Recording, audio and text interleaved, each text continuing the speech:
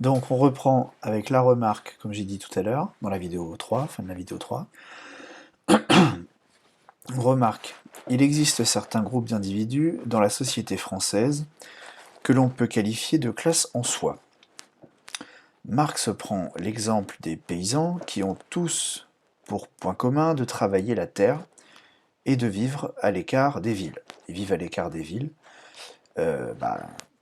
c'est obligé, hein, puisqu'il faut du terrain pour exploiter la terre. Donc ils vont être forcément éloignés des villes.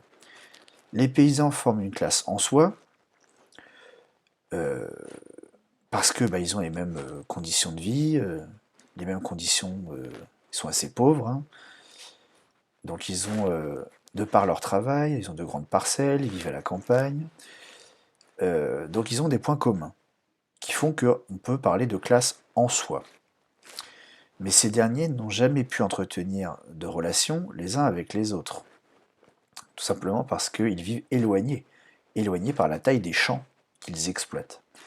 Donc les paysans, ils vivent isolés les uns des autres, alors même qu'ils ont des points communs, qui font la même chose, ils assurent la même fonction dans la sphère productive, à savoir produire des produits agricoles. Donc ils auraient pu se constituer en classe, si vous voulez, en classe sociale, en classe pour soi. Mais ce n'est jamais arrivé. C'est ce que Marx explique dans ses travaux, c'est qu'ils n'ont jamais pu entretenir de relations les uns avec les autres, et ils n'ont jamais pu faire émerger une conscience de classe. Avec donc le rappel, hein, avoir le sentiment qu'ils font partie d'un même groupe qui serait du coup le groupe des paysans.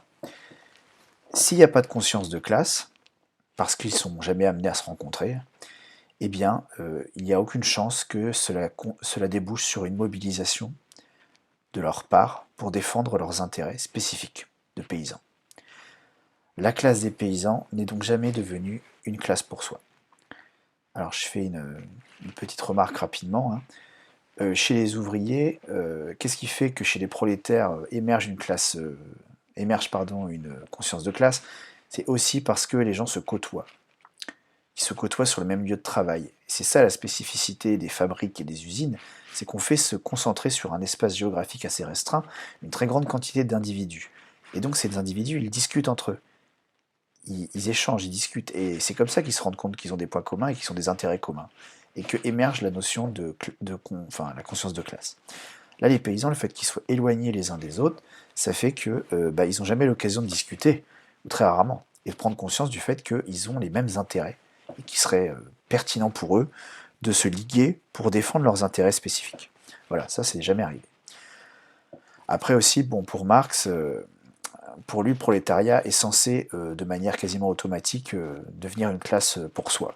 C'est un peu le problème de sa théorie, c'est que pour lui, le passage de la classe en soi à la classe pour soi, il est automatique, hein, pour les prolétaires. Donc bon, on verra que c'est bien la preuve que c'est une théorie, puisque historiquement, durant les Trente Glorieuses, enfin après les Trente Glorieuses, bon, y a pas toujours eu, ça n'a pas toujours été automatique, hein, les ouvriers ne sont pas toujours devenus une classe pour soi. En tout cas, ça n'a pas duré dans le temps que ce soit une classe pour soi. Ça n'a pas toujours été le cas. Bon, on y reviendra ultérieurement. Alors, petit rappel de ce qu'on a vu dans cette partie avant de passer au petit 3. Donc nous avons vu quels étaient les deux groupes les plus importants dans la structure sociale selon Marx, et pour quelles raisons ces deux groupes doivent être appelés classes sociales, en soi ou pour soi. Maintenant, nous allons voir que ces deux groupes, loin d'être juste des groupes composés d'individus différents, sont en réalité des groupes marqués par un antagonisme irréductible. Donc, bon, j'imagine que je vais développer ça en détail dans la suite, mais rappelez-vous, hein, l'antagonisme, on l'a vu dans le document avec Raymond Aron, c'est l'idée qu'il y a opposition. Et c'est irréductible, ça veut dire que c'est indépassable.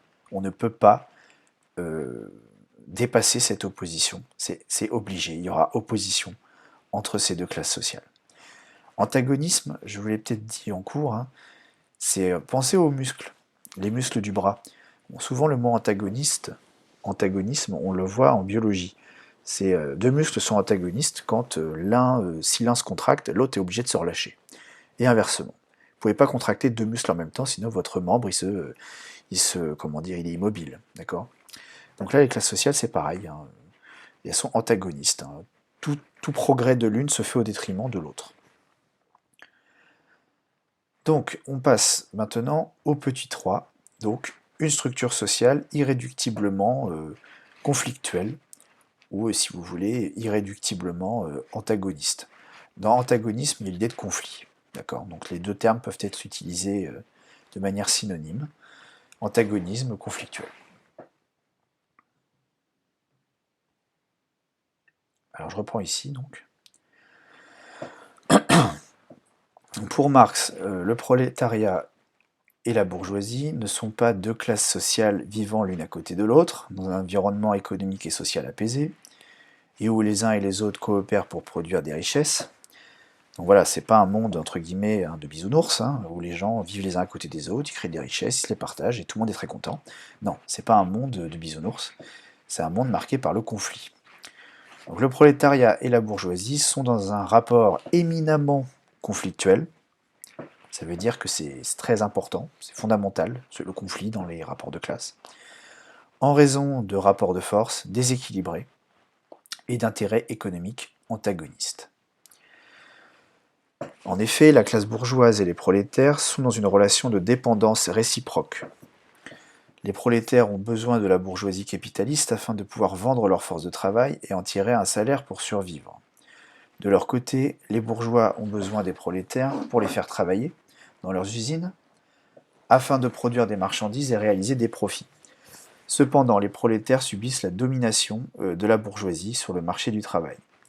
Bon, pour aller vite, dépendance réciproque, ça veut dire que les deux classes sont dans une opposition, mais elles ont besoin l'une de l'autre. Elles sont dépendantes l'une de l'autre.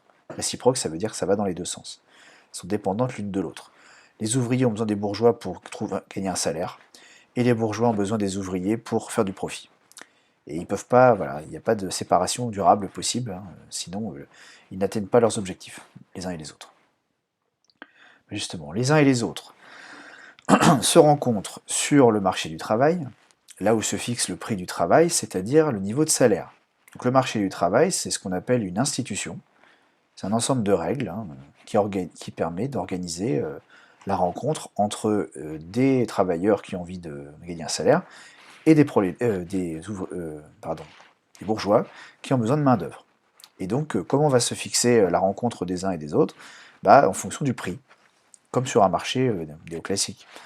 Le prix, ça va être le salaire.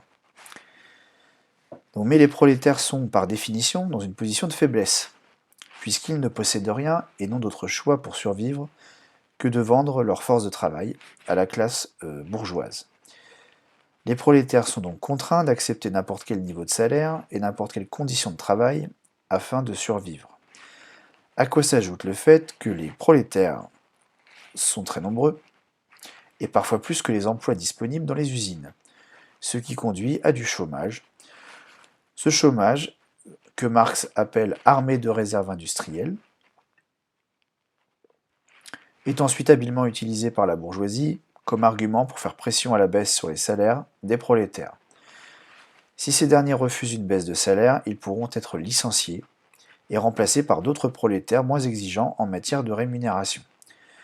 Dans ce contexte marqué par un déséquilibre du rapport de force entre prolétaires et bourgeois, le salaire sera alors fixé à un niveau minimum, permettant tout juste aux prolétaires d'assurer leur survie et celle de leur famille. On parle de salaire de subsistance. Bon, cette partie, je suis allé un petit peu vite, mais en même temps, c'est pas très compliqué. L'idée, c'est de dire que les deux classes sociales sont dans un rapport de dépendance réciproque, ils ont besoin l'une de l'autre, mais c'est pas pour autant qu'il y a un équilibre des rapports de force. Ils ont besoin l'une de l'autre, mais il y a une classe qui est dominée par l'autre. Rappelez-vous, on a dit que ce soit depuis l'Antiquité jusqu'à aujourd'hui, les deux classes sociales sont dans une relation de domination. Il y en a une qui domine l'autre. Bon, alors comment ça se passe concrètement dans le mode de production capitaliste, ce qui ressemble d'ailleurs beaucoup à aujourd'hui, c'est en cela que Marx est une analyse très intéressante, c'est qu'on peut transposer ce qu'il raconte il y a 200 ans à la société d'aujourd'hui. Donc que disait-il il y a 200 ans déjà? Il explique tout simplement que les prolétaires, ils ont besoin de travailler pour survivre. Ils n'ont pas d'héritage, ils n'ont pas d'argent de côté pour pouvoir rester oisifs à ne rien faire. Il faut impérativement et rapidement qu'ils trouvent du salaire pour pouvoir acheter à manger, et à leurs enfants, et à leur famille. Donc, comme ils n'ont rien d'autre et qu'ils possèdent rien à part leur force de travail, ils sont obligés, ils sont forcés d'aller travailler à n'importe quelle condition. À n'importe quelle condition. Et qui fixe les conditions du travail et du salaire? Bah, c'est la bourgeoisie. C'est la bourgeoisie qui a quelques coups d'avance, si vous voulez, comme ils sont propriétaires des outils de production, qu'ils ont de l'argent, bah, eux, ils peuvent se permettre de faire tourner en rond les ouvriers, quoi. C'est pas très grave. Eux, ils ont de l'argent, c'est pas très grave. Donc, les ouvriers, eux, ils n'ont pas le temps d'attendre, sinon ils meurent de faim. Donc, ils sont obligés d'accepter n'importe quel niveau de salaire, parce que, eh bien, sinon, ils n'auront rien du tout. Donc, il y a une relation de domination. Les ouvriers sont dominés, ou les prolétaires sont dominés par la classe bourgeoise. Donc, ils sont déjà obligés de tout accepter. Ce à quoi s'ajoute le fait que bah, y a beaucoup d'ouvriers, il y a beaucoup de prolétaires, et donc bah, il n'y a pas forcément du travail pour tout le monde dans les usines. Donc, si vous voulez, le nombre de places est limité. C'est encore un argument de plus pour que les bourgeois payent très peu cher les ouvriers, en leur disant, bah écoute, soit tu prends le niveau de salaire que je te propose, soit tu vas voir ailleurs si j'y suis, et bon, je prendrai quelqu'un après toi qui sera moins exigeant. Alors l'ouvrier fait son calcul, il se dit, bon bah soit j'accepte un petit salaire, soit j'ai rien du tout. Alors il dit oui, il accepte, puisqu'il est dominé, donc il accepte un salaire très bas. Donc l'existence d'un chômage, vous voyez ce que je remets ici, hein, l'existence d'un chômage important dans la société capitaliste, c'est un avantage pour le capitaliste. C'est un avantage pour la bourgeoisie. Elle permet d'écraser les salaires.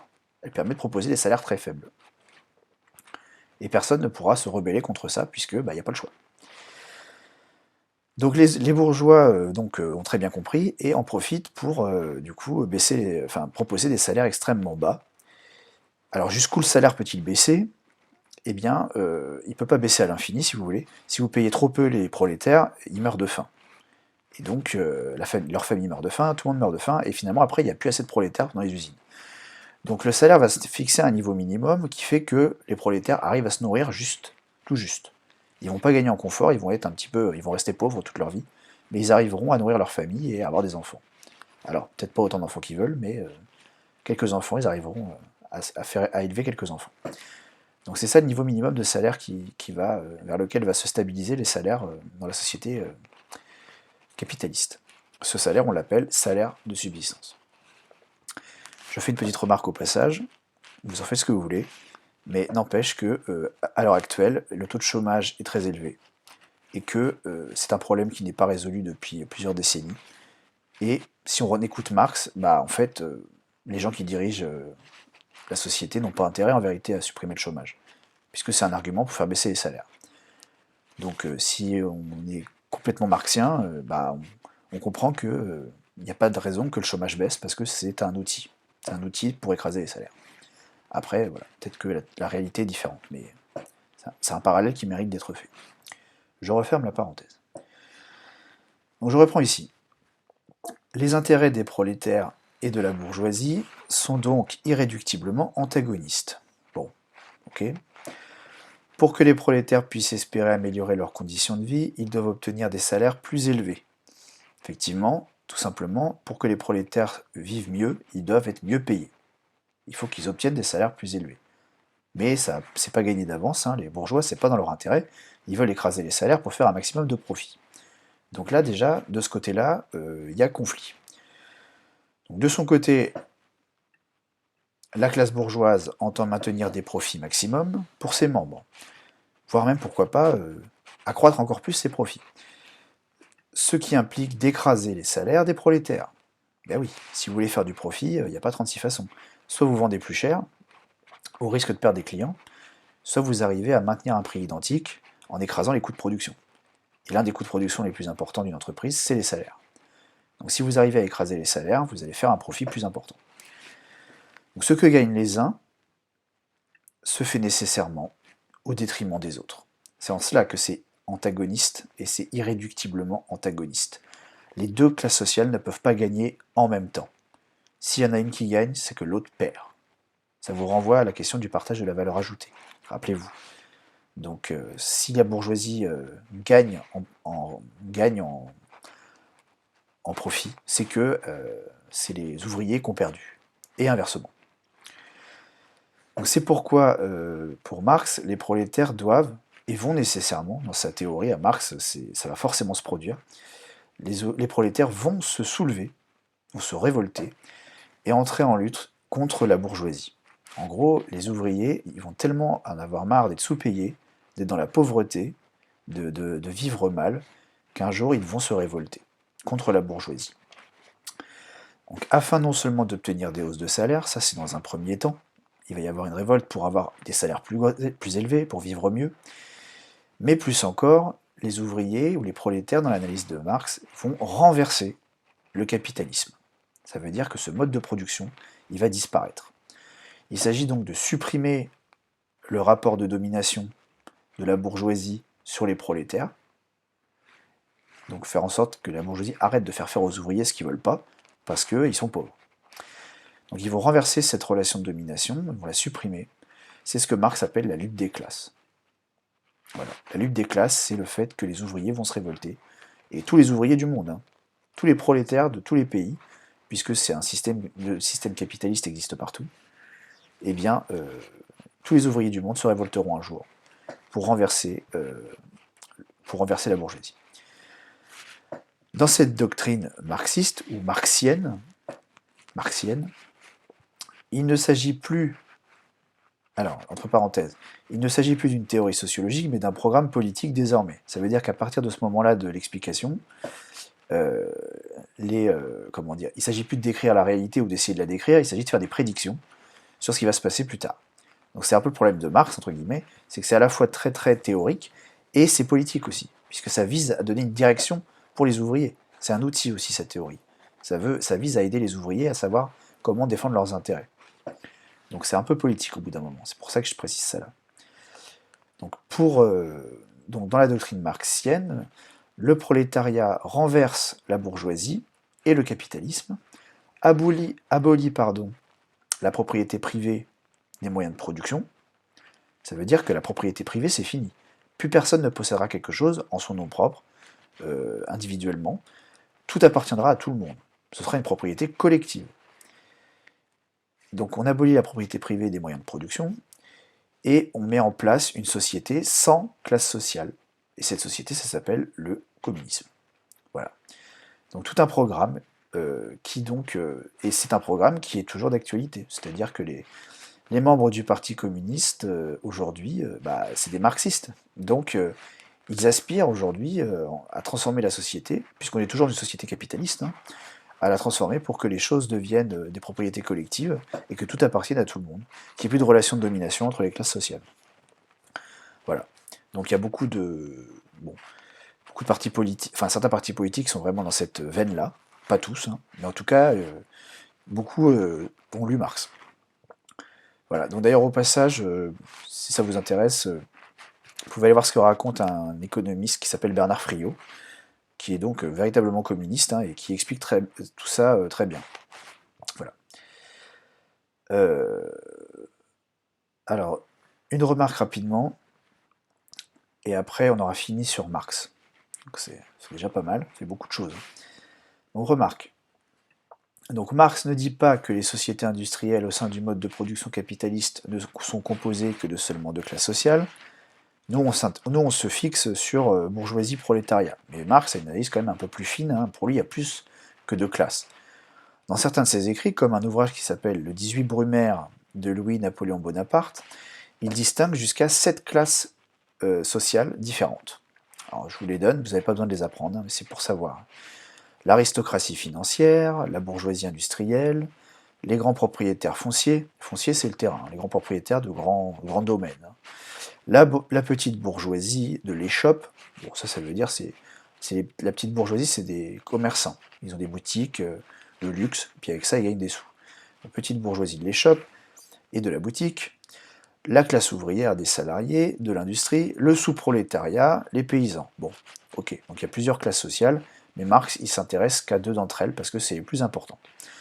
Cependant, il ne retient que deux classes sociales, ce que je viens de dire, le prolétariat et la bourgeoisie, car ce sont vers ces deux pôles que vont converger tous les membres de la classe enfin tous les membres de la société capitaliste. En effet, la concurrence entre les capitalistes conduit à une concentration des richesses au sein d'un groupe de personnes de plus en plus réduit.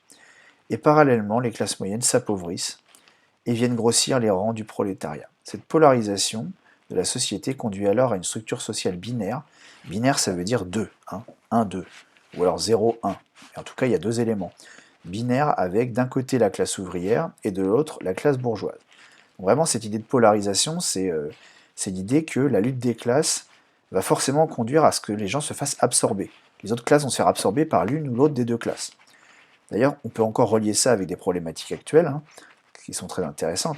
Le déclassement de la classe moyenne inférieure, le fait que les gens se sentent déclassés, soit réellement parce qu'ils ne sont pas assez payés, soit subjectivement parce qu'ils ont l'impression que leurs métiers ne sont pas assez valorisés, c'est l'application concrète de Marx. Voilà, le déclassement, c'est peut-être une manifestation de la polarisation de la société. Donc ça colle, sa théorie colle avec le réel, malgré tout. Voilà, donc on a terminé sur Marx. J'espère que vous avez bien compris. Et que, bon, je suis désolé, c'est un petit peu long, ces différentes vidéos, mais ce qui est sûr, c'est qu'après, vous serez incollable sur le sujet. Donc j'arrête la vidéo et je reprends maintenant pour parler de l'analyse de Weber qui va être ça va être plus simple, plus rapide. Marx, c'est vraiment un gros morceau. C'est un gros morceau et en même temps c'est intéressant, donc c'est normal qu'on y passe du temps. Weber, ce sera un peu plus rapide. Donc voilà, tout à l'heure pour la prochaine vidéo.